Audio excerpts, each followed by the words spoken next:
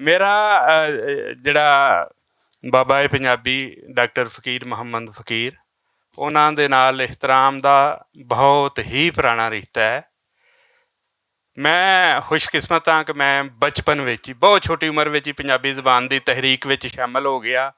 ਇਹ ਉਹ ਦੌਰ ਸੀ 17 ਜੁਲਾਈ 1970 ਨੂੰ, ਜਦੋਂ ਮੁਸ਼ਤਾਕ ਭੱਟ ਨੇ ਪੰਜਾਬੀ ਜ਼ਬਾਨ ਨੂੰ MA ਵਿੱਚ ਪੜ੍ਹਾਉਣ ਲਈ ਪਹਿਲੀ ਵਾਰੀ ਜਿਹੜਾ ਉਹ ਜਲੂਸ ਮਾਰ ਰੋਡ ਉੱਤੇ ਕੱਢਿਆ ਸੀ, ਔਰ ਉਹ ਨਜ਼ਰਬੰਦ ਹੋ ਗਏ ਸਨ। ਅਤੇ ਡਾਕਟਰ ਫ਼ਕੀਰ ਮੁਹੰਮਦ ਫ਼ਕੀਰ ਸਾਹਿਬ ਨੇ ਕਿਹਾ ਸੀ ਕਿ ਜਿੰਨਾ ਚਿਰ ਇਹਨਾਂ ਦੀ ਨਜ਼ਰਬੰਦੀ ਖਤਮ ਨਹੀਂ ਹੁੰਦੀ, ਮੈਂ ਇੱਥੇ ਹੀ ਜਿਹੜਾ ਮੌਜੂਦ ਹਾਂ ਬਾਹਰ। ਇਹ ਇੱਕ ਚੀਜ਼। ਦੂਸਰੀ, ਉਹਨਾਂ ਦਾ ਇਸ ਤਹਿਰੀਕ ਦੇ ਵਿੱਚ ਜਿਹੜਾ ਰੋਲ ਸੀ ਉਹਨੂੰ ਤੁਸੀਂ ਭੁਲਾ ਹੀ ਨਹੀਂ ਸਕਦੇ। ਯਾਨੀ ਉਹ ਲਿਖਿਆ ਨਹੀਂ ਗਿਆ ਅਸਲ ਵਿੱਚ। ਜੁਨੈਦ ਨੇ ਵੀ ਕੋਸ਼ਿਸ਼ ਕੀਤੀ ਹੈ, ਲੇਕਿਨ ਇਹਦੇ ਲਈ ਬਹੁਤ ਵੱਡੇ ਕੰਮ ਦੀ ਲੋੜ ਹੈ। ਕੀਤਾ ਕੀ ਸੀ ਡਾਕਟਰ ਫ਼ਕੀਰ ਮੁਹੰਮਦ ਫ਼ਕੀਰ ਨੇ ਕਿ 1951 ਵਿੱਚ ਜਦੋਂ ਉਹਨਾਂ ਪਹਿਲਾ ਪਰਚਾ ਕੱਢਿਆ ਤਾਂ ਉਹ ਤਹਿਰੀਕੀ ਪਰਚਾ ਸੀ। ਅਕਮਲ ਨੇ ਬਹੁਤ ਸੋਹਣੀਆਂ ਯਾਦਾਂ ਤਾਜ਼ਾ ਕੀਤੀਆਂ ਨੇ ਕਿ ਬਹੁਤ ਸਾਰੇ ਉਰਦੂ ਵਾਲਿਆਂ ਨੂੰ ਲੈ ਕੇ ਆਏ ਅਤੇ ਉਹ ਤਾਸਰ ਮਕਾਇਆ। ਤਾਸਰ ਕੀ ਸੀ? ਪਹਿਲਾ ਤਾਸਰ ਇਹ ਸੀ ਕਿ ਸਾਡੇ ਸਨ ਸਾਰੇ ਖੱਬੇ ਇਸ ਤਹਿਰੀਕ ਦੇ ਪਹਿਲੇ ਮੋਢੀ। ਉਹਦੇ ਨਾਲ ਹੋਇਆ ਇਹ ਕਿ ਪਹਿਲਾ ਤਾਸਰ ਇਹ ਆਇਆ ਕਿ ਸਾਰੇ ਸਿੱਖ ਵਾਲਾ ਪਾਸੇ ਕੰਮ ਪਿਆ ਜਾਂਦਾ ਹੈ। ਇਹ ਪਹਿਲਾ ਬੰਦਾ ਸੀ ਡਾਕਟਰ ਫ਼ਕੀਰ ਮੁਹੰਮਦ ਫ਼ਕੀਰ। ਇਹਨੇ ਉਹਦੇ ਵਿੱਚ ਆਪਣਾ ਯਾਨੀ ਸੱਜੇ ਧੜੇ ਦਾ ਵੀ, ਮਜ਼ਹਬ ਦਾ ਵੀ, ਪਾਕਿਸਤਾਨੀਅਤ ਦਾ ਵੀ ਸਾਰਾ ਹਿੱਸਾ ਵਾੜ ਦਿੱਤਾ। ਇਹ ਤਹਿਰੀਕ ਨੂੰ ਬੈਲੈਂਸ ਕਰ ਦਿੱਤਾ ਇਸ ਚੀਜ਼ ਨੇ। ਇਹਨਾਂ ਕੀਤਾ ਕੀ ਸੀ? ਇਹਨਾਂ ਇਹ ਜਿਹੜਾ ਨਿਕਲਿਆ ਸੀ ਨਾ ਜਲੂਸ MA ਪੰਜਾਬੀ ਸ਼ੁਰੂ ਹੋਣ ਲਈ, ਉਹਦੇ ਤੋਂ ਪਹਿਲੇ ਧੋਬੀ ਘਾਟ ਫੈਸਲਾਬਾਦ ਦੇ ਵਿੱਚ ਇੱਕ ਬਹੁਤ ਵੱਡੀ ਪੰਜਾਬੀ ਕਾਨਫਰੰਸ ਕੀਤੀ। ਪੂਰੇ ਪੰਜਾਬ ਦੇ ਦਾਨਸ਼ਵਰਾਂ ਨੂੰ ਇਕੱਠਾ ਕੀਤਾ ਅਤੇ ਇਸ ਨਤੀਜੇ 'ਤੇ ਸਾਰੇ ਪਹੁੰਚੇ ਕਿ ਪੰਜਾਬੀ ਜ਼ਬਾਨ ਪੜ੍ਹਾਈ ਜਾਣੀ ਚਾਹੀਦੀ ਹੈ।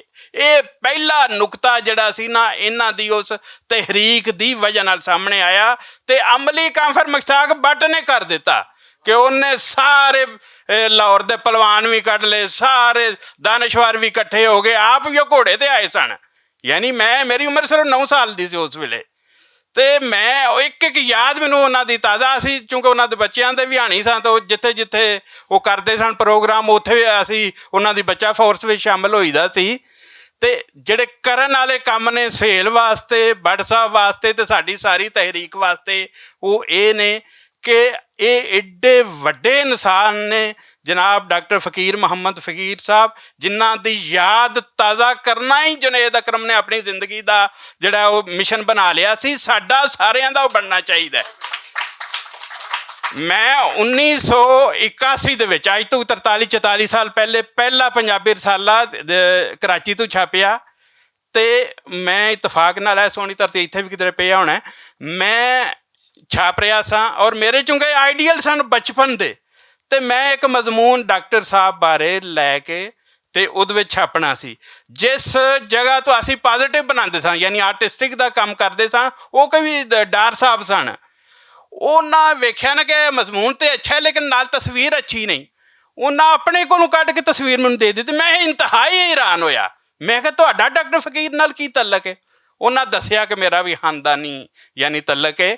ਉਦੋਂ ਹਾਲਤ ਬਾਸ ਡਾਰ ਨੂੰ ਯਾਨੀ ਅਸੀਂ ਵੇਖਦੇ ਸਾਂ ਕਿ ਇਸ ਖਾਨਦਾਨ ਵਿੱਚੋਂ ਚਿਹਰਾ ਮੋਹਰਾ ਹੈ। ਮੇਰੇ ਆਪਣੇ ਜ਼ਿਹਨ ਵਿੱਚ ਸੀ, ਕਿਉਂਕਿ ਮੈਂ ਚੂੰਕਿ ਬਹੁਤ ਛੋਟੀ ਉਮਰ ਹੀ ਸ਼ੁਰੂ ਹੋ ਗਿਆ ਸਾਂ। ਵਾਲਦੈਨ ਨੇ ਉਸ ਔਰ ਬਜ਼ੁਰਗਾਂ ਨੇ ਔਰ ਸਾਲੇ ਲਾਏ ਹੋਏ ਸਨ। ਮੈਂ ਉਹ ਘਰ ਦੇ ਵਿੱਚ ਪੂਰਾ ਸਟਾਕ ਰੱਖਿਆ ਸੀ। ਮੈਨੂੰ ਨਹੀਂ ਸੀ ਪਤਾ ਕਿ ਇਹਨਾਂ ਦੇ ਖਾਨਦਾਨ ਵਿੱਚੋਂ ਕੋਈ ਪੰਜਾਬੀ ਦਾ ਉੱਠੇਗਾ ਵੀ ਕਿ ਨਹੀਂ ਉੱਠੇਗਾ। ਸੱਚੀ ਗੱਲ ਹੈ, ਮੇਰੇ ਜ਼ਿਹਨ ਦਾ ਇੱਕ ਮਿਸ਼ਨ ਸੀ ਬਹੁਤ ਸ਼ੁਰੂ ਵਿੱਚ ਕਿ ਮੈਂ ਡਾਕਟਰ ਫ਼ਕੀਰ ਮੁਹੰਮਦ ਫ਼ਕੀਰ ਦੇ ਜਿੰਨੇ ਕੰਮ ਨੇ ਉਹ ਸਾਹਮਣੇ ਲੈ ਆਉਣੇ ਨੇ। ਮੈਨੂੰ ਬੜਾ ਹੀ ਯਾਨੀ ਇਤਮਾਨਾਨ ਹੋਇਆ ਕਿ ਜਿੱਦਣ ਜੁਨੈਦ ਅਕਰਮ ਮੇਰੇ ਕੋਲ ਰਵੇਲ ਦੇ ਦਫ਼ਤਰ ਵਿੱਚ ਆਇਆ ਅਤੇ ਉਹਨੇ ਦੱਸਿਆ ਕਿ ਮੈਂ ਤਾਂ ਉਹਨਾਂ ਦਾ ਦੋਹਤਰਾ।